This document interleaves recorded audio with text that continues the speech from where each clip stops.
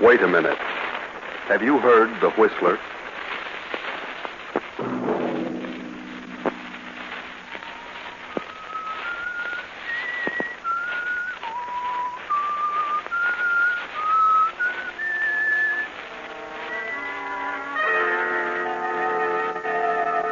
I'm the Whistler.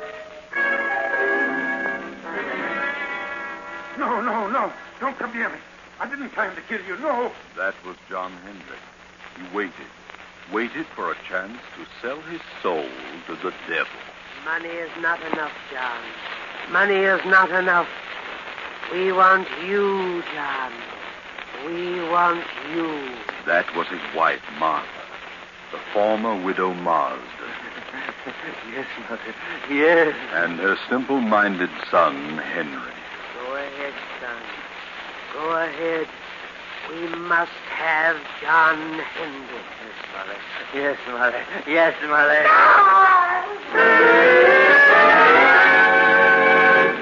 Tonight, CBS presents a new mystery series, The Whistler.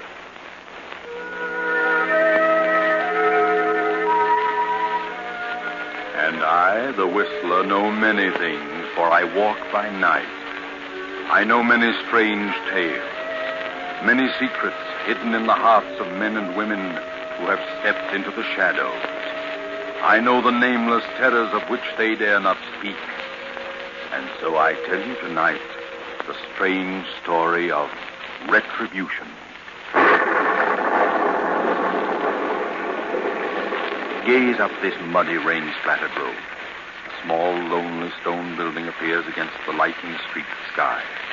The dismal courthouse of a southern village. The village of Marsdenburg.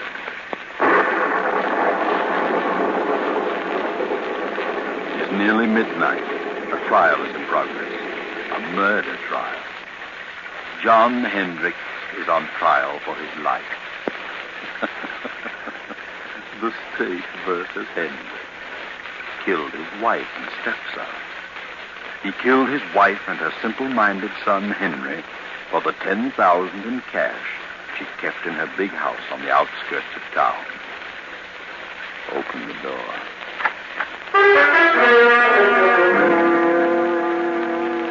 There he stands, John Hendricks, a huge, silent man of 50, large, bony hands. Close the door. Well, what do you think? Does he look like a murderer? The prosecutor is closing his argument. Ladies and gentlemen of the jury, it has been proven that Mrs. Hendricks had no current bank account. It has been proven that she did have a large sum of money which she kept on her estate. John Hendricks knew of this money and attempted to steal it, was caught in the act, and killed them both in order to cover up the theft. It was not a tramp who killed that old gray-haired lady and her simple son. There was only one intruder, one thief, one murderer. And there he sits, ladies and gentlemen. There he sits in all his guilt, a vicious killer, a murderer. There is only one decision for you to make. There is only one penalty that can erase from this countryside the stigma of this fiendish crime. One penalty for this axe-murderer, John Hendricks. And that penalty is death. The state rests. Gentlemen of the jury, have you reached a verdict? Have you reached a verdict? Your Honor, we, the jury, due to lack of more complete evidence, find the defendant guilty of murder in the second degree.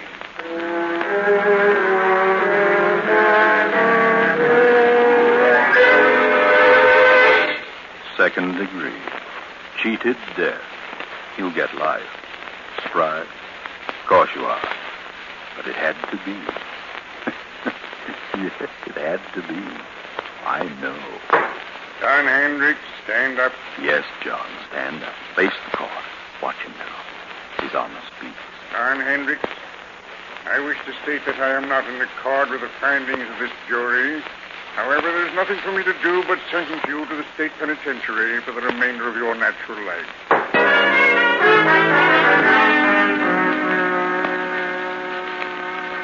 Know where you are now? Recognize that huge, sprawling stone structure with the high walls around it? State penitentiary. How much later? 10 years. John Hendricks is in there. He has a number now. It is 1013. Let's go through the gates. Up the steps.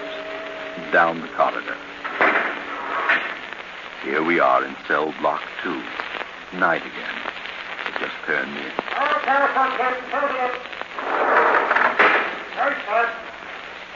This has been going on for 10 years for John Hendricks, 1013, and his cellmate Bill, 1014.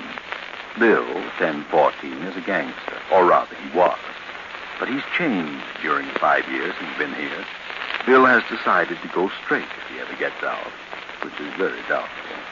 But he holds no resentment, has become more or less happy. Bill started reading here, philosophy and so forth. He's changed. But what about John Hendricks? Oh, no. Not Hendricks. Because he has a plan. He has a purpose. Move closer to the cell door and listen. All I got to say, Bill, is I think you're crazy enough to make the try with me. That's a matter of opinion, John. But it'll be simple. I got everything all set. It's all fixed. Not a chance of a slip-up. All fixed? Who with? Well, a friend of mine. Oh, I see. Crooked guard. No, he ain't a guard. Don't tell me you got it fixed with a warden. What difference does it make who it is so long as the whole thing is set and fixed? Well, you've got to have some help, inside or out. Oh, Hendricks, I think you're nuts. You're stir crazy. I'm getting out of this place. I got a reason, a good reason. I got something waiting for me outside, something I can enjoy, something that belongs to me. I'm the only one that knows where it is, and I'm going out. You're in there for a good long time, brother, and if you don't want to go with me, you can stay and rot. Look, Hendricks, I still think you're nuts. All right, what of it? I got the right dope, ain't I? And it'll work. Suppose it does. Suppose you find this money hidden away on the old lady's estate. What good will it do you? You killed her and her son to get it, didn't you? That's a lie. I didn't. I didn't kill anybody. I say you did. It ain't true, not a word of it. But I know where the money is. Okay, you can break out. You can have the money, but... Well, I've done a lot of reading and thinking since I've been here. Ah, you gone soft. Maybe so. But I know this much now. If I ever do get out, I'll do things a lot different. Believe me, Hendricks, I'll tread the straight and narrow. I've done a lot of things that I'm sure sorry for now. I can't undo them. But I won't do them again. No, sir, I'll do things different. Not the way I did them before. Ah, you just got religion, but it won't get you out. Maybe not, but I'm resigned. I got exactly what's coming to me. And believe me, Hendricks, so will you. So will you. If you break out, they'll have you back one way or another. You watch and see. Well, I'm going, so you watch and see. Watch and see.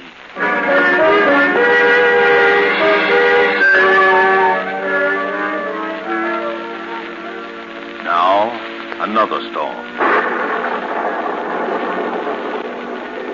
Another night, a lonely country road, a car. We're in the south. That village we passed a few miles back, that silent, sleeping village, was Marsdenburg. Yes, Marsdenburg, remember? That small, lonely stone building was the courthouse. The courthouse where John Hendricks was tried and convicted. We're on the outskirts now, on a lonely road. A young man is driving the old car, and there's a girl beside him. Motor trouble? Well, there, just ahead, a light. Yes, it's a little crossroads store. Pull in. There's a light, but I don't see anybody. Oh, it's closed. We better drive on. I guess you're right. Evening, folks. What's your trouble? We're having motor trouble. Oh, is it? How are you doing driving around on a night like this? On our way west. Mister, is there an inn or something around here where we can stay for the night? An inn? Yes, there's a place about 8 miles up the road. They'll probably put you up. There's a sign on the left-hand side of the road. Can't miss it. But this road's pretty bad when it rains. Got to be careful or you'll find yourself walking. Thanks. We'll try. Good night. Good luck, mister. You'll need the luck.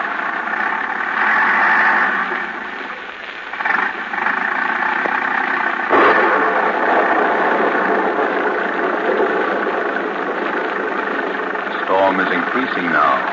The muddy road sparkles in the flashes of lightning. Tall, dark trees sway back and forth in the fury of the storm like moaning lost souls. The little car lurches and bounces in its white heat center of the highway. 2 miles, 3 miles, 4, maybe 5, and look, there it is, straight ahead. On the right side of the road, a blue light. Ah, yes, that's it. Wait, George. Did the old man say on the right side or the left side of the road? George, what's wrong? I don't know. The distributor must have gotten wet. Look, George. What? That blue light we saw, it's gone. Where is it? We must have passed it. Well, we couldn't have. I was looking right at it. It seemed as though it just disappeared in the thin air. I'd better turn in here. This motor won't last much longer. Just so. I can't see a thing. No, Can you? it's certainly a desolate-looking place. There must be a house back in there. There it is. Look, there's a driveway. 20 feet ahead. Oh, yeah. Well, this motor's about to conk out. We'd better drive in and see what we can find. Yes, drive in, George. You'll find something. That's right. Through the gate. Make the curve. Hurry. There goes your motor. A little more. Now. Oh, we just made it. Thank heaven. Yes, that's right. Always thank heaven at a time like this. All right. Get out and go up on the porch. Well, let me help you, Joe. I'm all right. What do we do with the bags? We'll leave them here in the car till we find out if there's anyone here. Come on.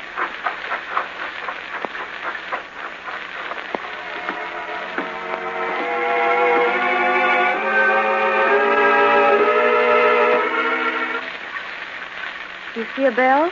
No, can't see a thing. Gee, this place looks completely deserted. I don't think anyone lives here. I don't either. Let's go.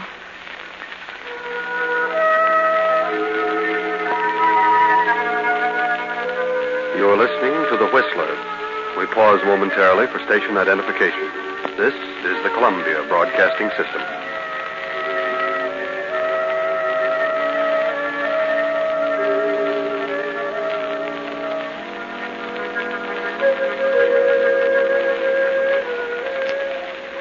George, let's don't knock. I don't like this place. Let's go on. How with a dead motor? Where could we go? I'll knock. Well, all right. Ah, that's right. Knock, George. Knock. Go ahead. Louder. Again. We've got to have shelter. Yes, we can't stay in that car any longer. Can we? No, afraid not. Here it comes. Now you're on your own, George. On your own. There is someone. Yes? Oh. Good evening. What is it? Well, you see, our car... Yes, our car stalled. And we can't go any farther, and it's such a terrible night out that we thought we could stop here for the evening.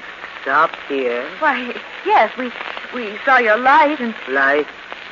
What light? Why, the little neon out in front. There is no light. Well, have you a room? Yes, there is a room. Well, could we come in?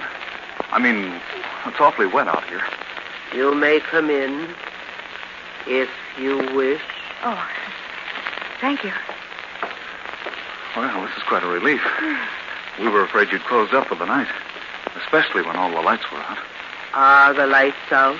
Yes, you see. Huh? Of course the lights are out. Oh, I didn't know. You do take tourists. Do we? Oh, yes, that's what they told us.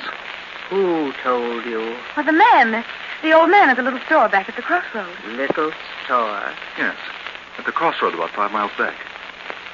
You know where the crossroad is, don't you? There is no store at the crossroad. There isn't? No. I see. Look, madam, would you mind turning on the lights? I can't see a thing. We have no lights here. No light? Give me a flashlight, Joe. She means there's no electricity. No. There is no light here. Well, throw the flash around. There must be a lamp. No. Don't make a light. We see well in the dark. We? Who's we? Is there someone else in the house? My son. Oh, he's going to bed? No. He is standing beside you. Beside who? You. Son. Yes, Mother. Oh, Gee, give me that flashlight. you got it. You got it. Oh, yeah. Gee, whiz. How long have you been standing there, Bub? Since you came in. That's so. Well, I didn't see you. You make a noise like a spook. Who are you? What is your name? George Kimball. This is my wife, Joan. We're on our way west. We're travelers. Travelers? So are we. What? Quiet, son. Quiet. No, let him talk. He's quiet enough. How long have you folks been living here? We lived here all our lives. How about closing the door? Is the door open? Why, of course it's... What? George! Now, take it easy, Joan. Don't get excited. Oh, look, madam, there's a candle on that table over there at the fireplace. Is there? Yes, and if you don't mind, I'm going to light it. Please don't. Oh, wait a minute. If you want us to stay here, we insist that we have some light. You want us to stay here, don't you? Do we? Do we, son? Yes, Mother. What are you looking at me for? Yes, Mother. Without light? Yes, Mother. George, let's go. I don't want to stay here tonight. This place doesn't look good to me. There's been no good here for many years. You see what I mean, George? I don't get it. You don't seem to want us, yet your son does. How do you make any money that way? We don't make money. You don't? You mean you haven't had any guests lately? No, not for many years. Well, you can't expect any if you act like this. But we do expect a guest. Don't we, son? Yes, Mother. Well, he certainly has a surprise coming. Yes, he has. How many rooms have you? There are many rooms, but only one. Only one? That doesn't make sense. What do you mean? Only one for guests. You mean only one equipped? Yes. Well, then if you've got it reserved for this guest you expect, what are we going to do? There is an inn farther along the road. They have rooms. They will take care of you. It will be best for us. Our distributor got wet, so our car won't run. Where is your car? Right there at the foot of the steps. I see no car. You don't? Why, it's standing right... Joan. George, where is it? It's gone. Holy smoke, it is gone. But where? How? I didn't hear a sound. It must have rolled ahead. Throw your light around. Not a sign of it. Say, what goes on here? Son, Yes, Mother. you move the car. Yes, Mother. I understand, son. I understand. Wait a minute. Your son moved it? How could he? The motor won't even run. And even if it would, we didn't hear a sound. No sound. How did you move it? I don't know. Oh, that's a fine thing. Here we are in a place where they don't want us and no way of leaving. Well, you've got us on your hands now. You'll have to make the best of it. No, George, no. We'll leave. Nonsense. This is all silly. Come on, let's have some light and cut out the monkey business. Wait, son. What have we decided? Yes, Mother. We decided yes. Very well. If you wish. If you wish, you may stay. Stay until... Until when? All night? Yes, Mother. If you wish. Oh, that's better. That's more like it. Now I'll light this candle. There we are. George, look. Well, now, look at the dust and the cobwebs. This place looks deserted, like an old cellar. Well, how about the room? Do we get it, or the guest you're expecting? There is another room that will do, perhaps. Well, could we see it? Yes. And by the way, how much do you charge? We charge nothing. You charge nothing. Nothing. Sounds silly, but it's right for us. We're running short anyway. Well, let's see the room. Very well. It is upstairs.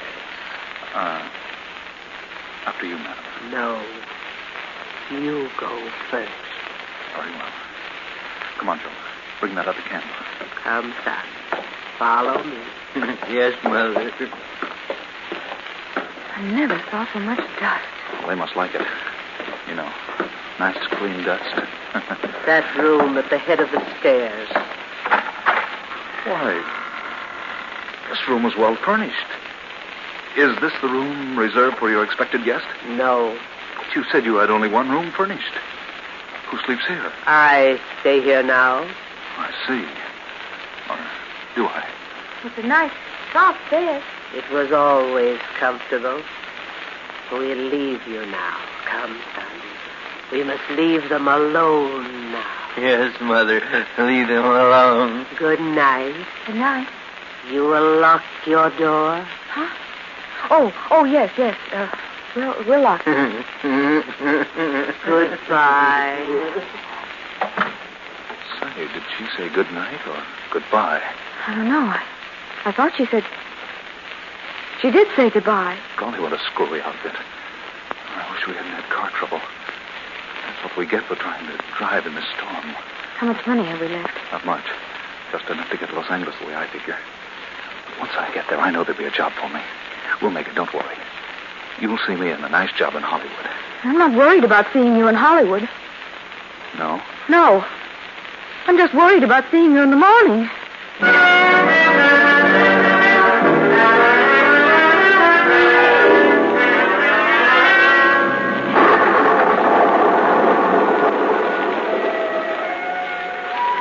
Same night, but later.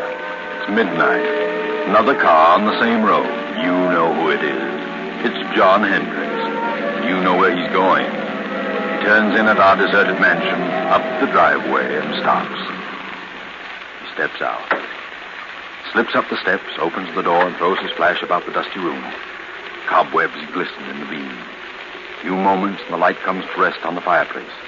He steps quickly to the mantel, draws a small hammer and chisel from his pocket, and sets to work removing a brick. Now he's finished. The brick is loose.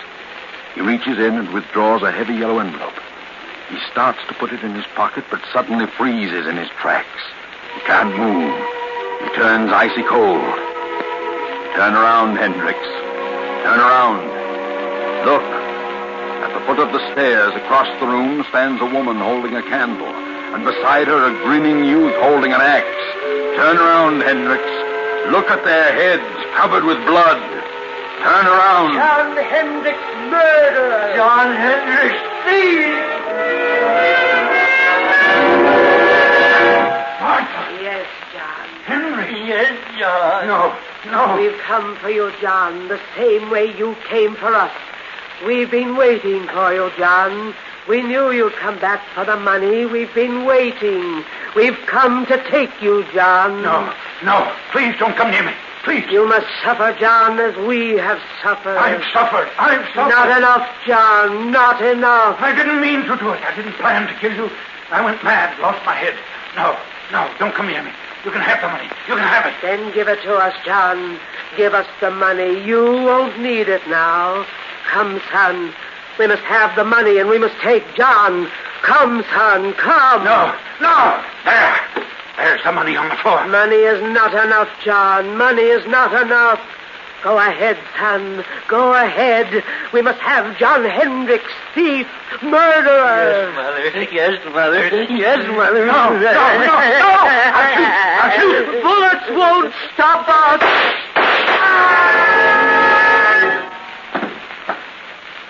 Good Lord, George. What was that? I heard a scream. Downstairs. So did I. And shots. I'll open the door. It must have been downstairs. I don't see a thing. Here's your flashlight. Great Scott. Look. A man down there on the floor. Come on.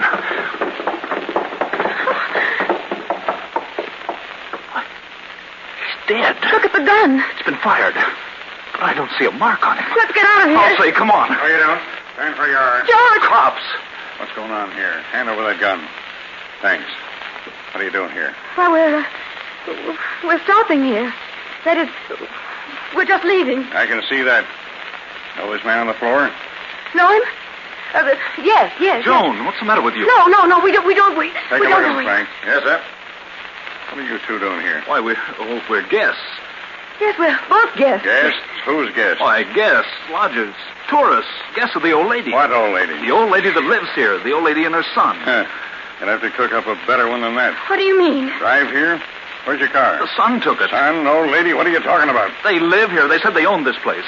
We had motor trouble, and they put us up for the night. What about him, Frank? Well, he isn't dead, breathing. Looks like he had a stroke or something. It's him, all right.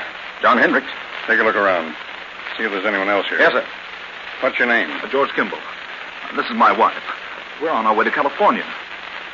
Do you know who this man is? Certainly. We've been on his trail. He's an escaped convict. This your gun? No, sir. Did he shoot at you? No, sir. You shoot at him? This gun's been fired, and we heard shots as we turned in the driveway. Not a sight of anyone, sir. Nothing but dust and cobwebs. Look, Campbell, you said there was an old lady and her son here. Sure. They were here all evening. They're not here now. Well, they let us in and showed us to our room. They certainly were here. What did the old lady look like? Well, she had gray hair, wore a house dress and an apron. What did the boy look like? He was a big kid, about 20. Had a round, rosy face, and I think... Well, in fact, I know he was kind of simple-minded. He had a strange laugh, and he had red hair. Well, I'll be darned. What do you think of that, Frank? Golly, gives me the creeps. Why so? Do you know who you've just described? No. The old lady and her son who used to live here. Used to live here? Yeah. They were murdered here 10 years ago. What? Murder? Sure. This man on the floor was her husband, the boy's stepfather. He was tried for killing them with an axe and stealing her money and bonds. He got off at second degree because of lack of evidence. He escaped a week ago and headed this way. We've been on his trail ever since he entered this county. So you see, Kimball, if there was anybody else here tonight, it must have been a figment of your imagination. This house has been deserted for 10 years. Oh, George. Good Lord. Look, Sergeant. Found this envelope on the back doorstep. It's the money. Well, what do you know? The money and the bonds. Old Martha Hendricks' money. That's why Hendricks came here. But where did they go? The old lady? No place. Because they weren't here, Kimball. Well, better get them out of here and back to headquarters. Wait a minute. Don't leave us. We won't. You're coming along, too. Why? We need you for a day or two. All right, let's get going, Frank. Come on. But where did they go? We saw them. I know they were here. Well, you certainly described them to a T, but don't worry too much about it, you know. Things like this can drive you nuts. You know what I mean? Things like this sometimes just happen. You know what I mean? No. Well, oh, come on, let's go before I get the heebie-jeebies. What did he say? Things like this just sometimes happen? Just happen? Well, sometimes they do and can't be explained. But not this time. Oh, no, not this time. This can be explained. Remember John Hendricks' cellmate, Bill? Bill, number 1014? He can explain. He knows all about it because he planned it. Bill wanted the money. He'd learned all the dope from Hendricks. He sent his pals, the phony spooks, made up like the old lady and her son, to grab the money when Hendricks recovered it. Too bad they dropped it in their hurry to get away. Bill didn't want to hurt John. He wanted to scare him out of it. Remember, Bill, 1014, had changed. He said he'd never do things the way he'd done them before. And he didn't. Bill meant what he said.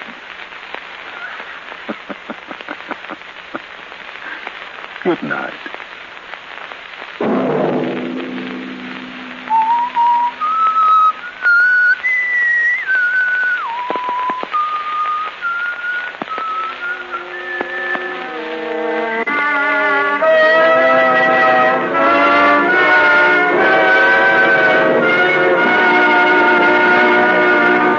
If this came upon you unaware and you listened, we've served our purpose.